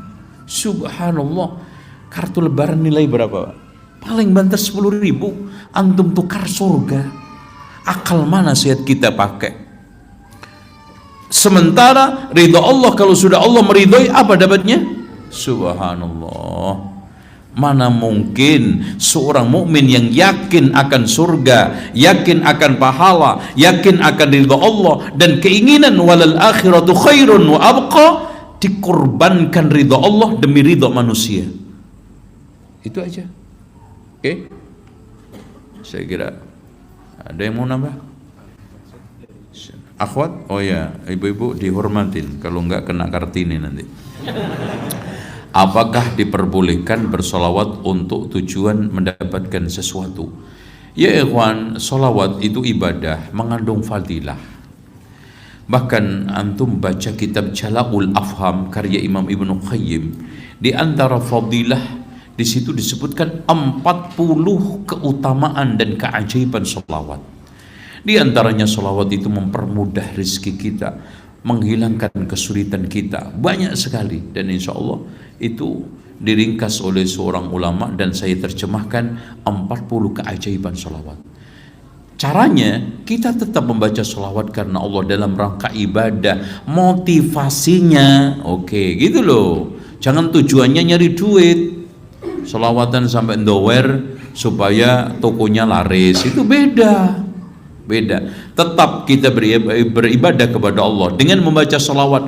Nanti motivasi keutamaan Allah memberikan ini. Dan hadirin sekalian, masya Allah, banyak orang yang mendapatkan keselamatan, dijauhkan dari mara bahaya karena sholawat. Seperti seruan beberapa ustadz, jika belum mampu membeli rumah dan ada yang rumah kita impikan, maka sholawat saja rumah. Ini salah. Jadi tujuan dia bukan akhirat, tujuan dia bukan Allah. Bahkan tujuan kita harusnya, man shalla alayya salatan wahidatan sallallahu alaihi biha ashra. Ya, barang siapa yang membaca selawat sekali, Allah akan balas 10 kali, dapat pahala dari Allah, ridho Allah, ibadah karena Allah, nanti fadilahnya. Contoh aja gini loh Pak, antum zikir pagi sore karena Allah, tetapi di antara di sana motivasinya kan masya Allah, perlindungan yang tidak ada perlindungan paling dahsyat kecuali doa-doa di dalam zikir pagi petang. Allahumma inna nas'alukal afwa wal afiyata fid dunya wal akhirah. Allahumma inna nas'alukal afwa wal afiyata fid dini wa dunyaya wa ahli wa mali. Allahumma astur aurati wa amin rawati. Coba amankan dari seluruh yang membahayakan, menakutkan saya, dan seterusnya. Itu fadilah. Kalau kuburan orang tua enggak dikunjungi, enggak diziarahi, gimana kalau hilang? Ya sudah, biar nanti untuk ngubur orang lain. Sekarang saya tanya buat antum semua, untuk apa kuburan orang tua antum jaga? Fadilahnya apa? Enggak ada. Menghormati kuburan selagi itu masih layak untuk dipakai kubur, silakan. Tapi kalau sekarang sudah lama, hilang siapa dia, siapa statusnya di kuburan itu, ditindih lagi, nggak ada masalah. Jangankan yang sudah lama, Pak, ngubur orang dalam satu lubang 3, 5, 10 orang aja boleh. Makanya disinilah pentingnya bagaimana kita itu mengajarkan sunnah-sunnah kepada orang penggali kubur. Karena sayangnya penggali kubur ini kurang kita dekati, padahal dia itu beramal amalan yang sangat besar. Dalam hadis Rasulullah, coba bayangkan, siapa yang menggali kuburan kemudian didalamkan, maka Allah akan berikan pahala, dijalankan jariyah pahala seperti membangunkan rumah dia sampai kiamat. Jadi pahala orang yang menggali kubur sampai dalam itu seperti membangunkan rumah untuk orang yang digalikan itu sampai kiamat, pahalanya besar. Coba, tapi kan kasihan mereka kadang-kadang hanya profesi sesaat. Makanya kita terus kemudian ketika ada tulang, ya, ketika ada tulang berserakan, itu nggak apa-apa. Yang digali itu bekas kuburan, caranya tulangnya itu dikumpulkan, dikubur bersamanya. Itu sudah ada di dalam kitab-kitab fikih para ulama, bagaimana adab tata cara ketika kita itu menggali kuburan menemukan tulang-tulang manusia, dikubur lagi, jangan dibuang keluar. Karena Rasulullah SAW mengatakan, kasru idhamil mayyit ka kasri hayya, memecah merusak tulang belulang orang yang sudah mati sama dengan hidupnya, maka kehormatan muslim mati hidup sama. Walaqad karramna bani Adam, dalam keadaan hidup dan mati. Nah, itu ya. Terus apa lagi? Soalnya kalau saya ziarah kubur carinya yang paling dekat saja. Mas, ini adalah sesuatu kekeliruan. Kalau ziarah kubur itu cuma mencari orang yang kita tuju, nggak apa-apa.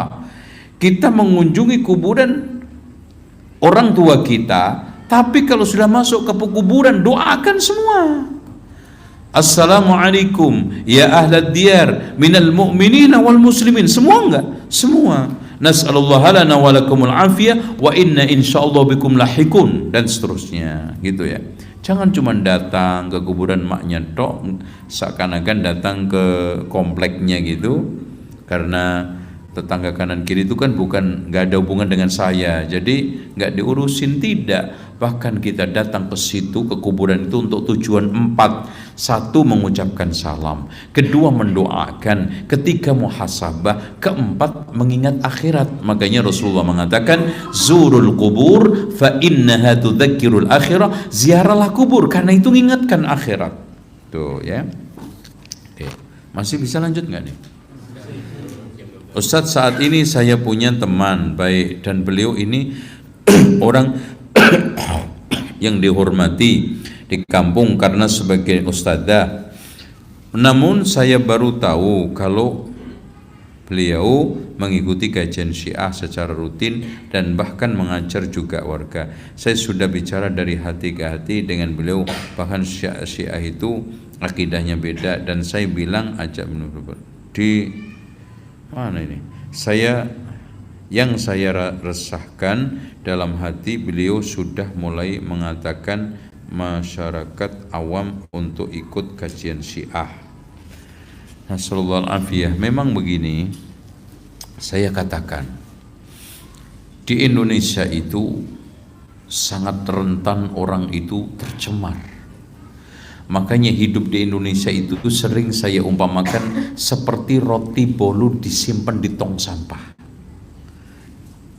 Kemungkinan besar bersih atau tercemar. Dan ketercemaran itu sangat mudah lewat pergaulan di kantor, lewat pergaulan komunitas, lewat pergaulan reuni-reunian, dan bahkan juga di perkampungan. Bahkan saat-saat orang itu minus rohaninya pada titik nadir, siapapun yang bisa menyelamatkan akan dijadikan sebagai sumber inspirasi. Kalau kebetulan ahli sunnah, oke. Kalau tidak, disitulah. Oleh karena itu hadirin sekalian, kita sebagai ahli sunnah ini harus rajin dakwah, harus semangat dakwah. Makanya Pak, sebetulnya umur ini demi hari itu bertambah tidak lincah. Cuman kadang-kadang mikir, ya Allah, bagaimana dakwah di perkampungan, dakwah di pelosok-pelosok, yang di Papua, yang di Tapanuli, yang di Toraja. Ini kita harus pikirkan, kalau enggak Islam itu hilang. Dan tolong diperhatikan, agama itu bertahan tidak bukan karena benernya, karena semata-mata semangat dan kemauan pemeluknya untuk menyiarkan, meskipun sesat Pak. Kalau mereka itu semangat menyiarkan, dapat pengikut, gitu. Apalagi berkumpul dengan apa? Uang, harta. Wah, itu lebih cepat lagi. Makanya miskin itu hampir dekat dengan kekufuran. Makanya Rasulullah mengatakan di dalam doanya, Allahumma inni a'udzubika minal kufri wal faqri. Dekat. Apalagi agama orang awam itu masih di perut. Perutnya kenyang, imannya kuat. Perutnya lapar, masuk angin iman. Jazakumullah khair Ustaz. Semoga Allah ada pantas seorang laki-laki yang sudah mengaji mengumbar aib seorang wanita mukmin yang Masya Allah sudah bertobat atas perbuatan. Mohon hadirin sekalian, begini, Rasulullah SAW mengatakan, ya, bihasbi mri'in minasyarr ayyahqira akhahul muslim. Cukup orang itu dikatakan pendosa kalau merendahkan saudaranya. Mas, Rasulullah SAW memerintahkan kita untuk menjaga aurat sesama muslim. Bagaimana? Kita sendiri aja tiap pagi mengatakan apa? Allahumma stur aurati. Oleh karena itu hadirin sekalian, siapapun yang melihat, mendengar aib saudaranya, jangan disiarkan, karena Anda membantu menghinakan, membantu iblis, syaitan untuk menghinakan saudara antum. Dengan demikian, ketika antum kewajiban seorang muslim kepada muslim, ketika melihat aib, antum tutupin, ya, antum tutupin. Karena hanya ciri orang-orang yang dikatakan oleh wala tud'il mukadzibin waddu law tudhinu fayudhinun wala tuti' kulla halafin mahin hammazim masya'im binamim manna'i lil khairi mu'tadin athim utullim ba'da dhalika zanim. Itu sifatnya orang pendusta. Oleh karena itu hadirin sekalian, pesan para ulama, jika sampai kepadamu tentang aib saudaramu, bikin tuli telingamu, bisu mulutmu, dan hanya pandai mengucapkan kebaikan dan mendengarkan kebaikan. Dan Abu Kilabah mengatakan, jika ada suatu berita keburukan tentang saudaramu, cari 1000 alasan untuk menutupinya. Suatu praktek yang sangat indah yang dilakukan oleh Abu Ayyub Al-Ansari kepada istrinya. Siapa istri Abu Ayyub? Ya pasti Ummu Ayyub, Pak. Gitu aja pakai mikir antum. Ya sama, antum ditanya istrinya Abu Salamah siapa? Ummu Salamah pasti. Istrinya Abu Darda siapa? Ummu Darda pasti. Gitu. Istrinya Abu Hurairah siapa? Oh, tak. Ummu Hurairah ya. Parah itu ya. Ngawur itu ya. Oke. Katanya istri mungkin kalau sekarang lagi sedang ngopi di teras ya, asar-asar, duduk-duduk lah.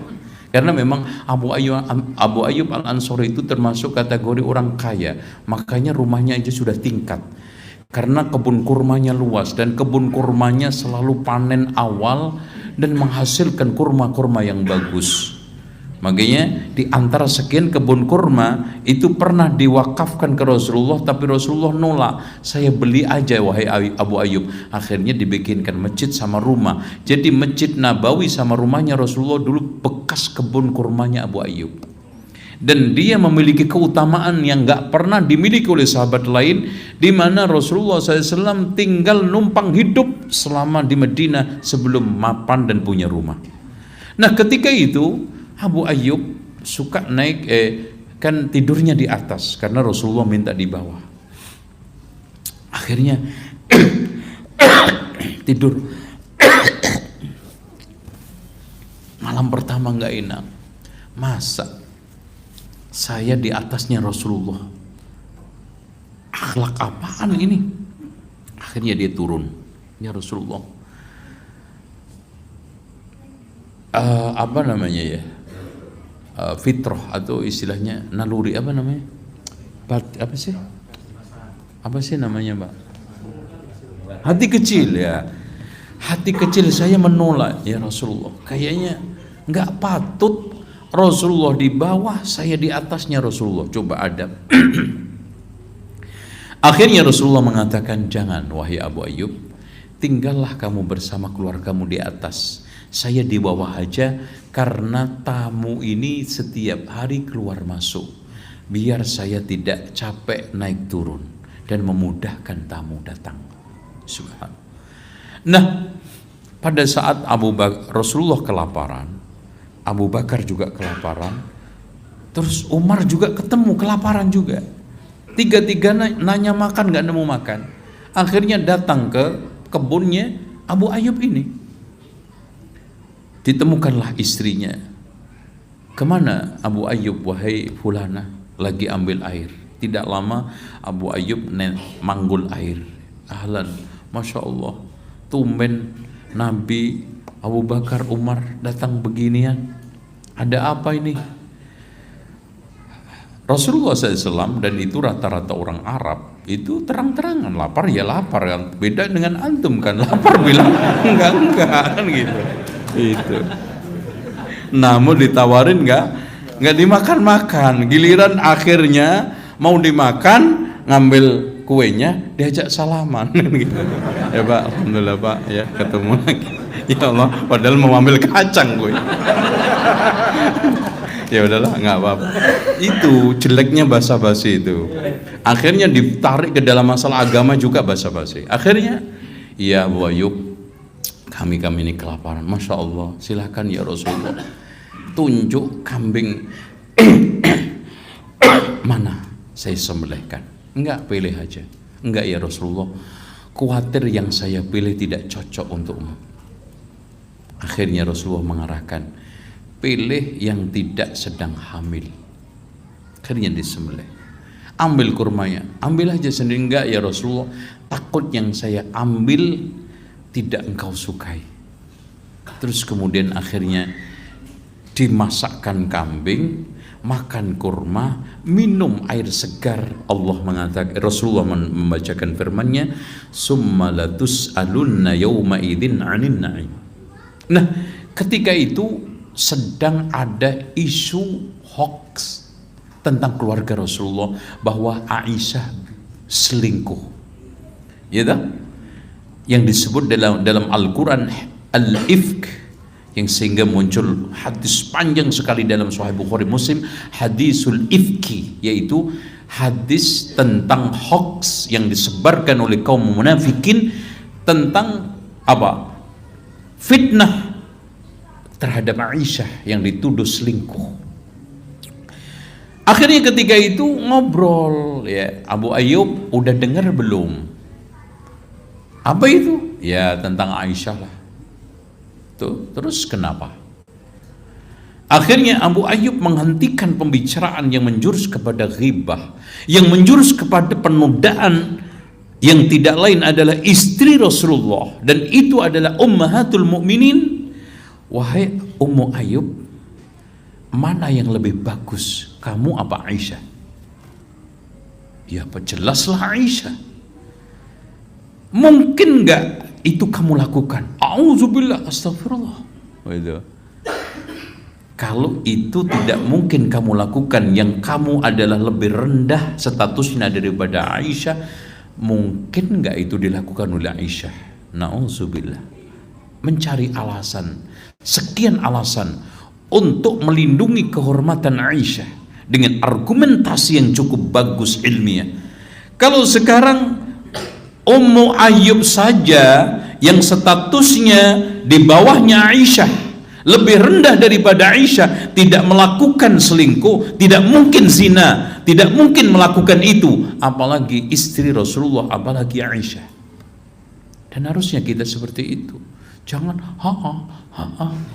apalagi ibu-ibu. Kadang-kadang ibu-ibu lucu. Mbak, tolong mbak ceritain mbak, mumpung nggak ada orang. Lah berdua ini ketek apa? Nggak ada orang katanya.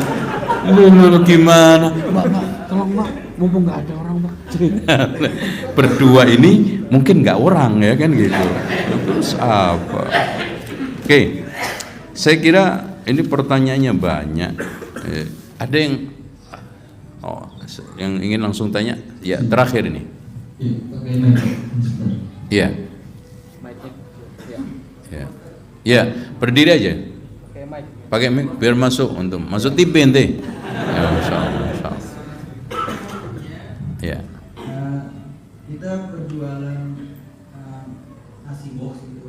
Iya. Tapi kita sebenarnya niatnya hanya berjualan. Cuma secara tidak langsung kadang-kadang yang order kita itu menceritakan bahwa ini untuk acara tahwil atau ulang tahun. Itu kemudian buat yang berjualan bagaimana sih? Ini maksudnya rumah makan atau apa ini? Catering. Kalau antum sekarang jelas-jelas mengetahui bahwa itu pesanan untuk perayaan-perayaan, yang dihindarkan aja. Insya Allah Allah akan ganti antum dengan sesuatu yang lebih baik. Gitu aja. Dan banyak hal-hal yang menimpa orang-orang yang hijrah, akhirnya Allah berikan ganti yang lebih baik. Hijrah itu bukan hanya moto hidup, hashtag yang ada di kaos atau disimbolkan dengan seragam-seragam tertentu, atau hanya sekedar diungkapkan dalam bahasa yang sangat poetis disampaikan oleh ustadz setengah artis. Tapi hijrah itu adalah perubahan fundamental dari buruk kepada baik. Makanya Rasulullah mengatakan apa? Al-muhajir man hajara man hallahu an. Muhajir adalah orang yang meninggalkan apa yang dilarang Allah. Dan itu berat. Lihat beratnya Abu Bakar meninggalkan jaringan bisnis yang dibangun puluhan tahun, rumahnya, kekayaannya. Tapi alhamdulillah Abu Bakar kaya lagi. Abdurrahman bin Auf datang ke Madinah hanya bawa satu setel pakaian. Tapi subhanallah, lihat bagaimana Abdurrahman bin Auf hanya dia mengatakan dulluni ala sukil Madinah, tunjukkan pasar Madinah. Apalagi Utsman bin Affan, Masya Allah, konsekuensi hijrah meninggalkan seluruh kekayaannya, jaringan bisnisnya. Tapi lihat Utsman sampai pengen miskin gak bisa-bisa. Beda dengan antum. Sama-sama saya ya. Apakah Wali Songo yang katanya menciptakan tahlilan? Saya tantang dan potong kuku saya. Carilah. Tolong sebutkan wali mana yang secara akurat riwayat membuat tradisi tahlilan. Tolong tunjukkan. Enggak ada. Saya bisa membuktikan. Saya meneliti 10 tahun itu enggak ada nama satupun wali yang membuat tahlilan. Terus siapa yang bikin tahlilan? Ya jelasnya ahli bid'ah gitu aja. Loh, kalau antum ditanya, ya ahli bid'ah lah. Siapa masuk ahli sunnah? Mohon penjelasan. Sebagian orang beranggapan bahwa sunnah Nabi yang dimaksud adalah zurriyah Nabi. Maksudnya apa? Ya ada memang di dalam hadis Rasulullah SAW yang menegaskan itu. Maksudnya adalah zurriyah turunan Rasulullah yang mengikuti syariatnya. Karena Rasulullah sendiri memberikan satu tafsiran, man batta'a amaluhu lam yusri bihi nasabuhu. Siapa yang amalnya lambat, nasabnya tidak bisa mempercepat masuk surga. Makanya dari sekalian, kalau surga neraka itu ditetapkan oleh nasab, Rasulullah tidak akan mengatakan di bukit Safa, ya Fatimah salini min mali abik ma syi'ti la ugni anki min Allahi syai'a. Wahai Fatimah, mintalah harta dari bapakmu sesuka hatimu, tapi saya tidak menjamin kamu di surga. Loh, sekelas Fatimah, apalagi cucunya. Dan hadirin sekalian, kalau surga itu ditentukan oleh nasab, ketahuilah Abu Jahal, Abu Lahab itu orang yang pertama kali ungkang-ungkang di surga. Karena pamannya, rumahnya deket lagi kan gitu.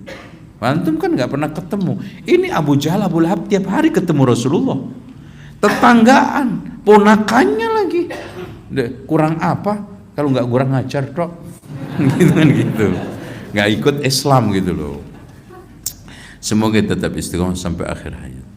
Ana mau tanya, Ustadz, apa harus dilakukan mempunyai saudara kandung, mempunyai pemahaman penyimpang? Ya dakwah. Ya dakwah aja Pak. Pokoknya gini loh Pak. Dakwah itu sampai kita yang istirahat atau yang antum dakwai istirahat. Paham nggak ya? Udah gitu aja. Mas, Nabi Nuh 950 tahun pengikutnya, kata Allah, wa ma amana ma'ahu illa qalil, tidak beriman kepada Nabi Nuh kecuali sedikit. Nggak bosan, nggak patah arang, terus. Dan itulah yang ana lakukan. Pokoknya dakwah sampai mati. Udah mau apa? Ya, jadi politikus nggak laku. Jadi jadi pengusaha nggak kaya-kaya.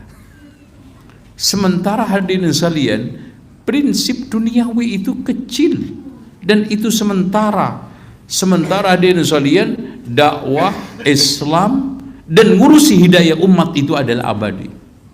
Dan nikmat terbesar yang tersisa, yang disyukuri pertama kali oleh penghuni surga apa? Wa qalu alhamdulillahilladzi hadana li hadza wa ma kunna linahtadiya laula an hadana.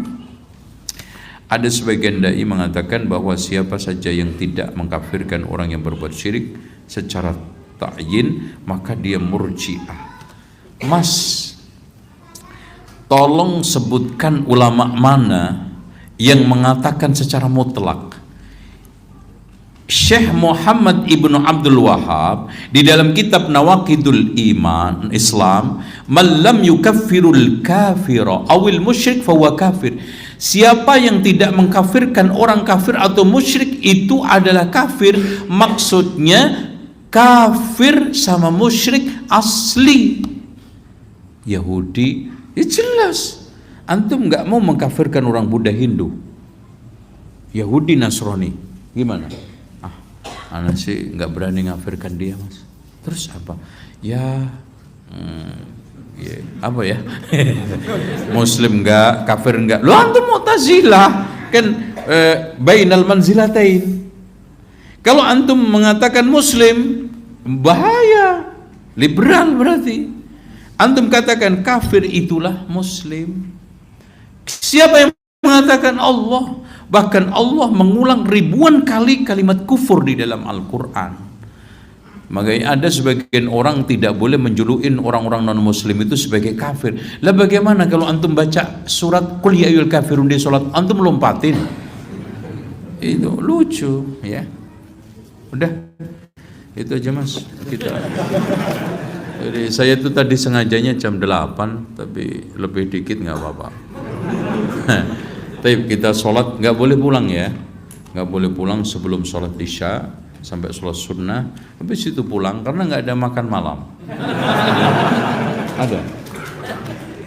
Oh makan sendiri-sendiri? Nggak, jamaahnya ini.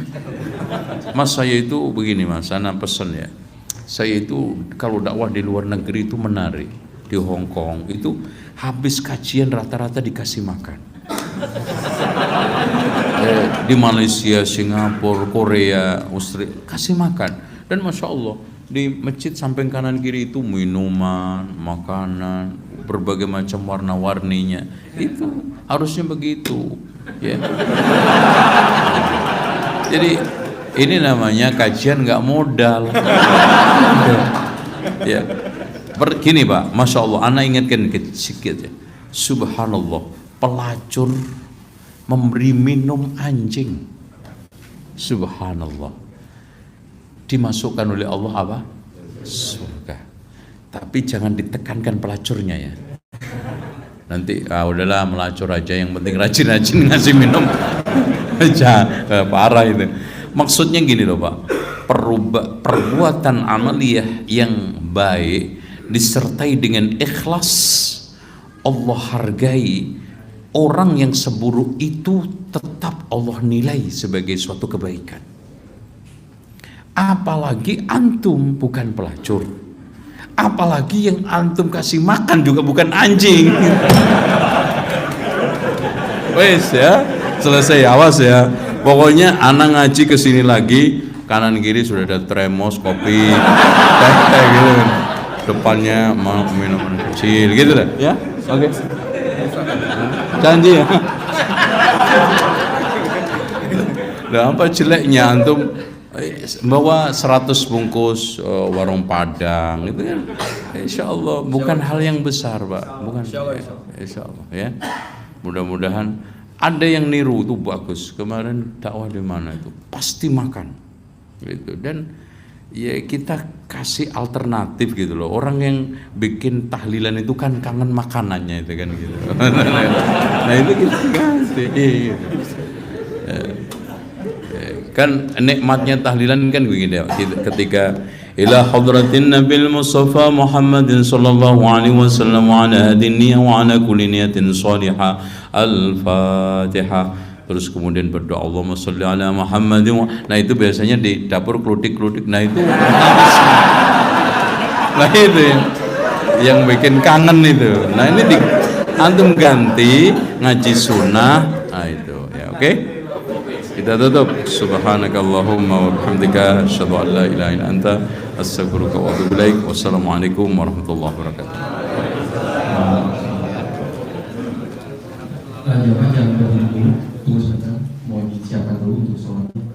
Jangan berdiri dulu. Jangan dipaksakan karena memang tempatnya terbatas. Di luar sudah disiapkan karpet, jadi agar sholat nyaman. Jangan dipaksakan di dalam semuanya ya. Ini ditarik, Pak. Ya. Ini dikeluarin terlebih dahulu, tolong dikasih jalan sebentar.